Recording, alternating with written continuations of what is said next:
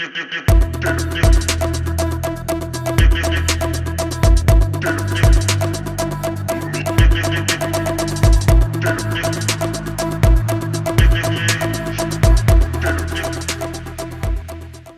वालेकुम एवरीवन। फवाद, बहुत सारे लोगों में अवेयरनेस बढ़ती जा रही है सोलर पैनल्स के लगवाने की और सोलर सिस्टम लगाने की। उसकी एक वजह ये भी है कि बिजली के बिल बहुत ज़्यादा बढ़ रहे हैं और लोड शेडिंग भी बढ़ती जा रही है। तो अल्हम्दुलिल्लाह हम डाउनवर्ड ट्रेंड की तरफ ही हैं। तो जो अब सबसे ज़्यादा क्वेश्चन जो आपको देखने में मिल रहा है, सुनने में मिल रहा है, वो ये है कि यार ये 10 किलोवाट का सिस्टम जो है ये कितने का आता है। तो उसकी कोई प्राइस है नहीं कि यार एक मैं चले किसी और से हम बाद में कंपेयर कर लेंगे। एक बंदे मतलब लोग खुद पूछ रहे हैं कि यार ये 10 लाख रुपए का लग जाता है, आप कितने का? 16 लाख रुपए और 20 लाख रुपए, क्या मसला क्या है? ये 100% की वेरिएशन कैसे आ जाती है एक चीज़ में? अगर आप उसके पार्ट्स में देखें तो पैनल में अगर फ़र्क हम देख रहे थे तो 3-4 रुपए का लोग रख रहे थे। सही है। पर पूरे सिस्टम में 100% की वेरिएशन कैसे आ रही है कि एक बंदा अभी आपको एक साहब ने बताया क्या 10 किलोवाट का जी बैरिया में किसी ने 10 लाख रुपए का लगाया, वो कह रहा मैंने तो 10 का लगाया। सही है। मतलब इवन इट इज़ पॉसिबल, कोई है चांसेस हैं कि 10 लाख रुपए का लग जाता है? और अगर लग जाता है तो फिर 20 लाख का क्या लग रहा है? फिर सही बात, फिर ऐसा भी किया है। बिल्कुल ठीक है। देखिए 10 लाख रुपए में भी सिस्टम 10 किलोवाट का लग जाता है, बट वो चक्कर ये है कि वो 10 किलोवाट का सिस्टम नहीं होता। सिस्टम होता है वो, उसमें कुछ पैनल्स होते हैं, कुछ इन्वर्टर होता है, कुछ थोड़ी बहुत वायर्स होती हैं और वो कुछ सोलर सिस्टम होता है, बट वो 10 किलोवाट का नहीं होता। तो ये मार्केटिंग टैक्टिक्स हैं। आप अभी भी देखेंगे बहुत सारी कंपनीज़ के ब्रोशर्स और पैम्फलेट्स और फेसबुक पर प्रमोशंस चल रही होती है, तो उन्होंने लिखा हुआ होता है जी 10 किलोवाट का सिस्टम का पैकेज की प्राइस ये है टोटल और 20 किलोवाट की प्राइस ये है। जब उसके नीचे डिटेल्स में देखें तो उसमें ये नहीं लिखा हुआ था कि टोटल पैनल्स कितने लगे हुए होंगे और क्या वोल्टेज के पैनल्स होंगे 10 किलोवाट के सिस्टम में, और 20 किलोवाट में कितने पैनल्स होंगे, कितनी वायरिंग होगी और किस वोल्टेज के पैनल्स होंगे, किस ब्रांड के पैनल्स होंगे। तो without specifying all the details, बगैर बताए सारी डिटेल्स, वो एक 10 किलोवाट के पैकेज की एक हेडिंग डाल देते हैं। तो ये जो साहब आज फरमा रहे थे कि वो 10 किलोवाट का सिस्टम उन्होंने 10 लाख में लगवा लिया ऑन-ग्रिड, तो उसमें भी यही हुआ है कि उनके जो पैनल्स, नंबर ऑफ़ पैनल्स है वो अनस्पेसिफाइड थे और जिन्होंने लगवाया है क्योंकि इन्होंने भी उनके यहाँ जाके नहीं देखा, तो वो इसी तरह होता है। इसी तरह बहुत सारे लोग हैं वो शेयर करते हैं कोटेशंस जो उन्होंने अपने एरिया से ली भी होती हैं। 5 किलोवाट का ऑफ-ग्रिड सिस्टम है, तो उसमें सर ये मुझे 5 किलोवाट ऑफ-ग्रिड सिस्टम है, 3 लाख रुपए में दे रहा है। कैसे दे रहा है? उसमें पैनल से 2 किलोवाट 2.5 किलोवाट के पैनल्स लगे हुए हैं। इन्वर्टर 5 किलोवाट का है बट पैनल्स नहीं है। 5 kVA का है और इन्वर्टर भी 3.2 या 4 का था। बिल्कुल ठीक है। तो 2 बैटरी वाला, बिल्कुल कहते हैं उसे 5 किलोवाट। तो ये वही है जो आप पेट नेम रख लेते हैं, ले आप जाके मेहरान, उसका पेट नेम आप रख लें मर्सिडीज़, तो आप बोले ये मेरी मर्सिडीज़ खड़ी हुई है, तो वो आपके लिए तो आपकी मर्सिडीज़ हो सकती है, बट एक्चुअली अगर आप उसको एक्चुअल मर्सिडीज़ से कंपेयर करेंगे तो नहीं, उसका ब्रांड फ़र्क है, कार का मेक मॉडल जो भी वेरिएंट है वो फ़र्क है, वो उससे मैच नहीं करता। But as a pet name आपने उसको प्यार से मर्सिडीज़ कहा है तो आपके लिए मर्सिडीज़। अच्छा, इसकी एक वजह ये भी है ना कि अभी थोड़ी सी अर्ली स्टेजेस हैं, लोगों को इतना पता नहीं है अभी। वो उनको ये पता चला कि हमने सोलर सिस्टम लगवाने हैं, ये ज़्यादा देर चल नहीं पाएगा। सही है। लोग इतने बेवकूफ़ तो नहीं है, समझ जाते हैं, अभी नहीं उनको पता चल रहा, पर वो जब देखेंगे कि भाई ये इसको 10 कौन कहता है, बिल्कुल जी जिसको आप 10 कह रहे हैं, इस पर पैनल्स तो देखें, आपने 10 पैनल नहीं लगाए हुए, ऐसे ही 5 किलोवाट के आपके पैनल नहीं है, इन्वर्टर आपका पूरा नहीं है, वायरिंग के हालात देखें, स्ट्रक्चर आपसे बन नहीं रहा था, ऐसी पैनल पड़े हुए, तो वो 10 किलोवाट है नहीं ना प्रैक्टिकली। तो ये ऐसी कंपैरिजन नहीं है फर्जी कि यार आपका 10 लाख का है, मेरा 20 लाख रुपए का है, ये नहीं है। चलो एक तो ये बात हो गई। अब ये जो 15-16 वाली रेंज चल रही है कि यार 15-16 में कर दें, उसमें क्या चक्कर चल रहा है? अब देखिए उसमें भी यही फ़र्क आ जाता है कि अगर फ़र्ज़ करें 10 लाख का सिस्टम तो हमने डिफ़ाइन कर दिया कि अगर ऑन-ग्रिड सिस्टम आज के रेट से बात करें तो 10 लाख में जो लग रहा है वो यही लग रहा है। जो लोग 15-16-17 लाख की कोट से रहे हैं उसमें भी लग रहा है।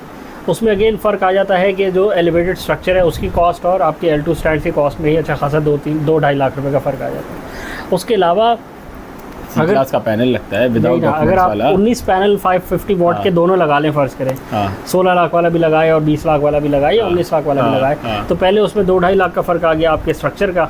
अब पता नहीं कौन सा स्ट्रक्चर कौन लगा रहा है, स्ट्रक्चर में भी वेरिएशन होती है, डिज़ाइन कौन सा है, बिल्कुल ऑफ कोर्स हाइट क्या है, वॉकवे है, लैडर है नहीं है, तो ये सारी चीज़ें वेरी करती हैं।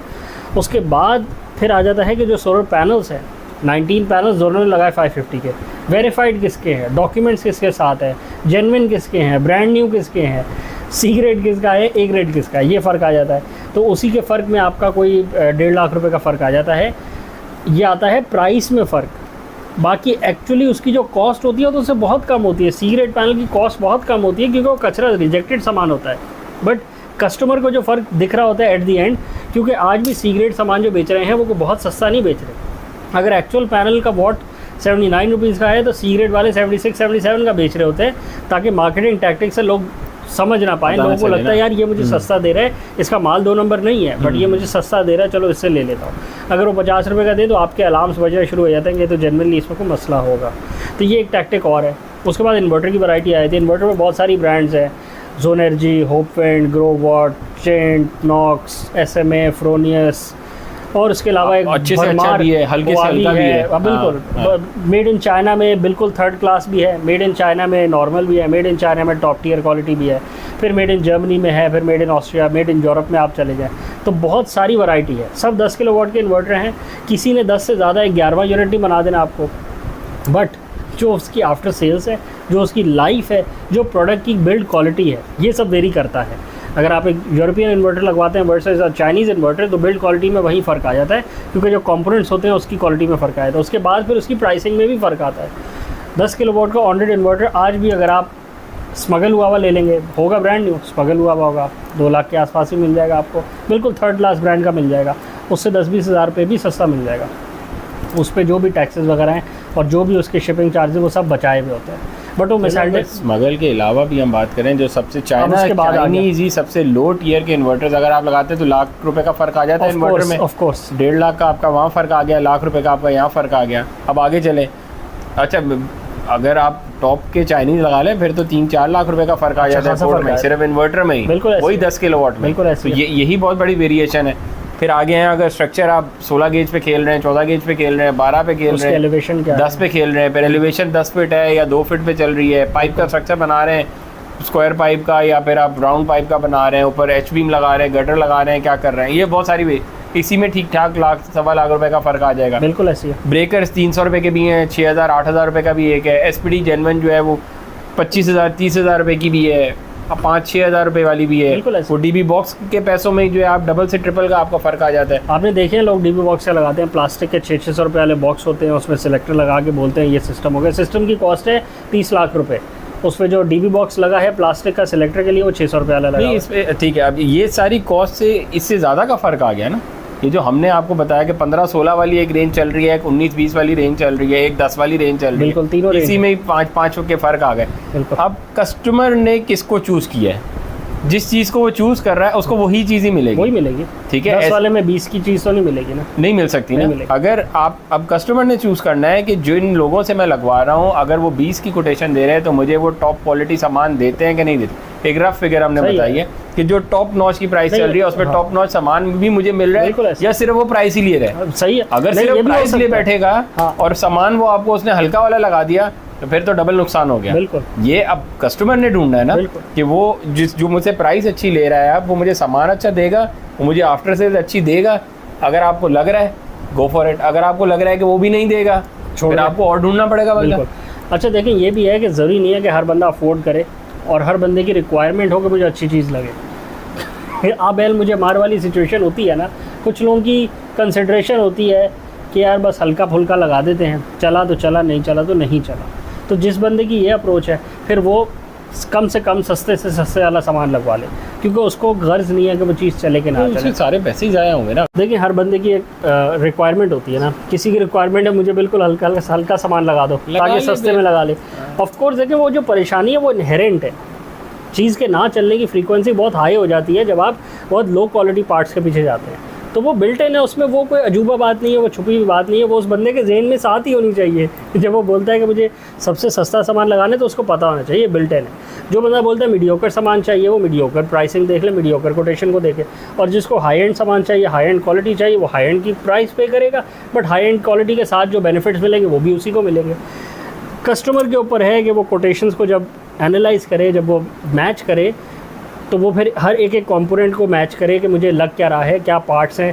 पहले देखें पैनल्स कौन से लग रहे हैं, ब्रांड कौन सी है, क्वांटिटी कितनी है, वॉटेज क्या है, डॉक्यूमेंट्स है या नहीं है। उसके बाद देखें इन्वर्टर की ब्रांड कौन सी है, इन्वर्टर की वैरायटी कौन सी है। 10 किलोवाट में हो सकता है 10 किलोवाट के सिस्टम में 15 किलोवाट का इन्वर्टर अप साइज़ आप ही करवा रहे हो, बट आप देख ही ना रहे हो कि मैंने सिस्टम का इन्वर्टर बड़ा करवाया था।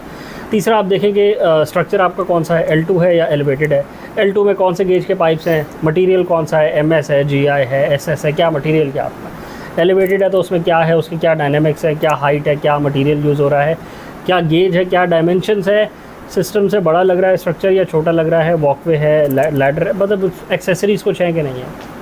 नीचे बैलेंस ऑफ सिस्टम में आ जाए, वायरिंग का गेज क्या है, कौन सी साइज़ की वायरिंग है, ब्रेकर्स कौन से हैं, और बाकी एसपीडीज़ कौन सी हैं, सेफ्टी डिवाइसेस कौन सी हैं, डीसी वायर का क्या साइज़ है, एसी वायर का क्या साइज़ है, अर्थिंग कौन सी हो रही है, मैनुअल हैंड अर्थिंग हो रही है या मशीन अर्थिंग हो रही है, या फिर एक बिल्कुल सरिया ज़मीन में गाड़ के बोल रहे हैं कि ये वाली अर्थिंग हो रही है, तो कौन सी अर्थिंग हो रही है, इन सारी चीज़ों की कॉस्ट होती है। यही आप देख सकते हैं, उसके अलावा आप कुछ देख नहीं सकते। अब देखें इसमें अगेन वही वाली बात है कि कोई अगर धोखा देना चाहे और वो कोर्ट में कुछ लिखे और एक्चुअली कुछ और एग्जीक्यूट करे, तो ये तो हो गया एक्सट्रीम के सिनेरियो। उससे पहले आप जब कोट्स कंपेयर कर रहे हैं तब तो आपने हर चीज़ को मैच करना है ना। आपने जो भी कोट्स लेनी है वो कंपेरेबल कोट्स लें ताकि आप अपना बेनिफिट कर सकें। अगर आपने 15 लाख के बजट में काम करवाना है तो आप फिर 15 लाख के बजट में बेस्ट काम करवा लें, क्योंकि आपको बेनिफिट उसमें। अगर आपका बजट अभी भी 10 ही लाख का है तो फिर आप 10 लाख में बेस्ट काम करवा लें ताकि आपके लिए मोस्ट सूटेबल रहे, तंग कम से कम करे और अच्छी से अच्छी चीज़ लग जाए। बट कंपेयर वो तभी होगा जब उसमें आप एक एप्पल को एप्पल से कंपेयर करेंगे। आप एप्पल को एक दरख्त से कंपेयर ना करना शुरू कर देना, क्योंकि दरख्त में अलग चीज़ें होती हैं और एप्पल एक अलग फ्रूट होता है। तो एप्पल्स को एप्पल से कंपेयर करें तो फिर आपके लिए आसानी हो जाएगी।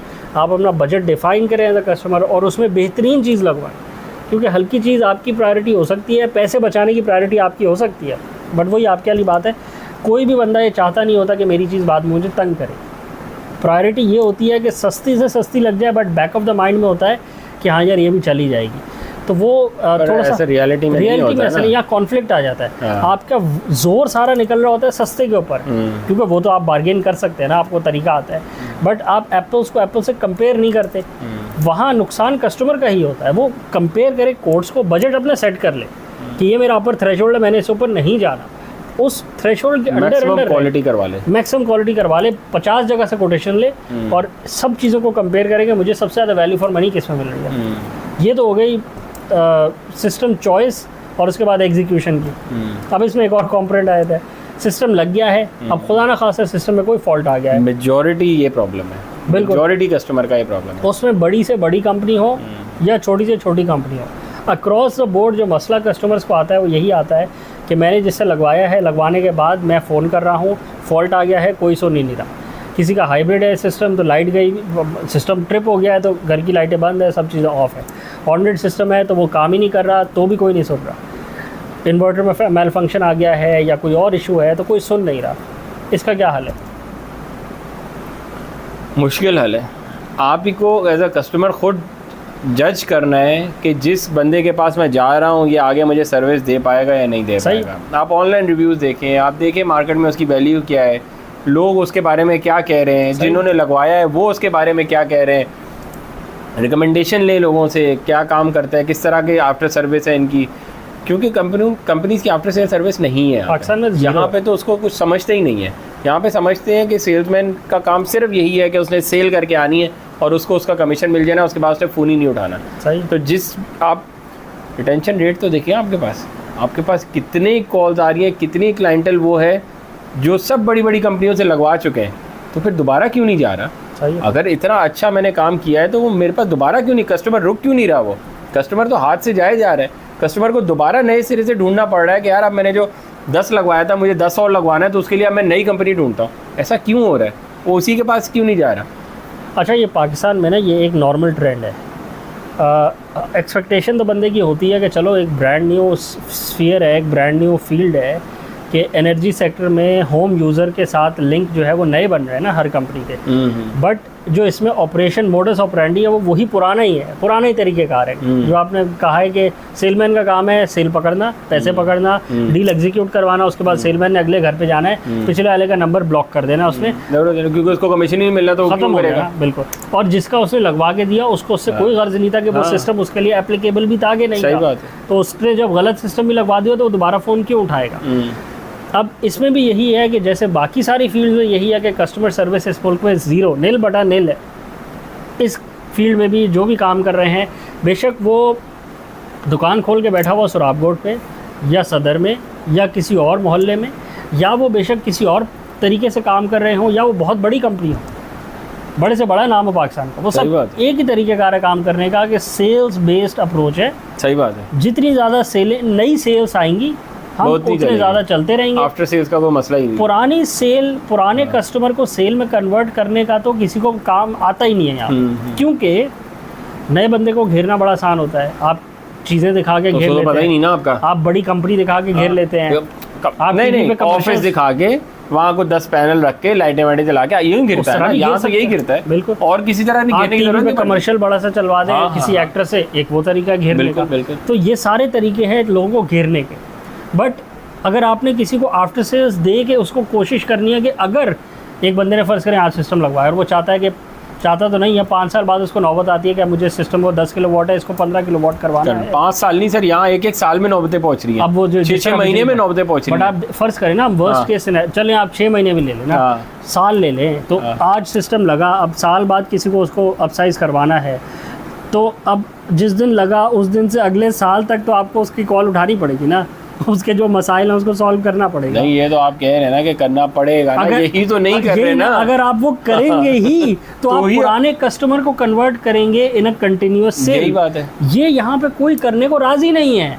और ये तो यार जब जिसके आपने लगाया है और वो बंदा सेटिस्फाई है, तो जब वो बताता है अगले को कि यार ये लोग ठीक है, इनका काम मैं मेरे साथ ये डील कर रहे हैं, इन्होंने डीलिंग ठीक करी है, वो तो आपको फ्री की सेल मिलती है। बट नहीं है ना यहाँ वो समझ ही नहीं आती। अच्छा, और उससे उल्टा नुकसान अपना भी करते हैं और जिसका लगाया उस बेचारे का नुकसान ज्यादा कर देते हैं। उसके सिस्टम में मैल फंक्शन है, वो उसको ठीक करने वाला ही नहीं है। अब कोई और तीसरा बंदा आके करेगा, वो तो उल्टे मशवरे देता है, वो बोलता है सारा सिस्टम ही बेकार है, वो अपनी गाड़ी डाल देता है, वो नया पंगा कर देता है कि पूरा जी रीवैम्प होएगा। अबे भाई 6 महीने तो हुए अभी लगे हुए, रीवैम्प क्या होएगा? कोई एक्चुअल मसला है तो उसको आइडेंटिफाई करें, उसको रिप्लेस करें, जेन्युइन बात है। बट अगर सिस्टम ठीक है और उसमें टॉलरेंस है कि वो चल सकता है तो उसी को चला के दें। अभी तो पिछला बेचारा कस्टमर पिछले वाले से जलील हो गया, आपने भी वही कहानी आगे डाल दी है।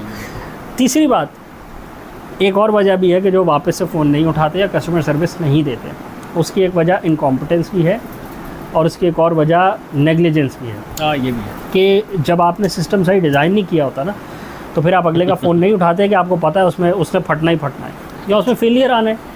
खुदा ना खासा फेलियर तो आ जाता है, उसकी एक टॉलरेंस होती है। बट आपको जब पता है कि आपने लिखा ए और बेचा बी, तो फिर आप फ़ोन नहीं उठाते। बड़ी सीधी सी बात है, ये तरीका है पाकिस्तान का। आपने बोला 545 वोट का पैनल दूंगा, बट वो 545 का स्टिकर लगा हुआ था और एक्चुअली पैनल कुछ और था, तो आप कभी भी फ़ोन नहीं उठाएंगे अगले का, क्योंकि आपको पता है अंदर से कि आपने धोखा किया अगले के साथ। तो पाकिस्तान में एक बहुत बड़ा ट्रेंड ये है। अब आप देखें ना, जो पिछले 1 साल से सिगरेट बेच रहे थे, वो किस तरह कैसे फ़ोन उठाएंगे दोबारा से? नहीं उठाएंगे ना। पैसे लेने के बाद वो डॉक्यूमेंट्स देते हैं?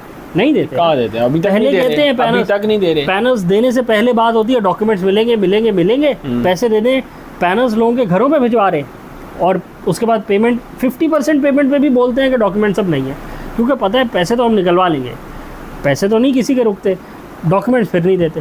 तो ये तो यहाँ पे हाल है 2 नंबरी का। तो जो ऐसी हरकतें कर रहे हैं, 2 दिन पहले कुछ बोले और 3 दिन बाद डॉक्यूमेंट सब मुकर जाए, तो आपको पता है ना वो बंदा दोबारा तो उस बंदे से डील करेगा ही नहीं, कस्टमर दोबारा तो उस बंदे से कभी कुछ लेगा नहीं। तो बस यहाँ एक बिल्कुल शॉर्ट गेम है, 5-6 दिन 8 दिन महीने का गेम है। सही बात। एक कस्टमर को हर बंदे ने सोचा है मैंने बस 1 महीने में इससे डील करना है, उसके बाद मैंने इससे डील नहीं करना, मैंने नया बंदा ढूंढना है। भाई इतनी सोच है। अच्छा, तभी तो यहाँ छोटी छोटी दुकानें ही खोल सके हैं, तो उससे ऊपर नहीं बढ़ पा रहे। तो जो ऊपर वाले थे उनका भी हाल है, वो और नीचे आ गए, उनका भी कोई हाल नहीं है। ओवरऑल यही हाल है। जो माइंड सेट है यहाँ वो यही है। अब इसमें कस्टमर की गलती नहीं है, क्योंकि जो अगला बेचने वाला है उसका तो 100% यही माइंड सेट है, कैलिबर ही नहीं है उसका, यही तरीके का है।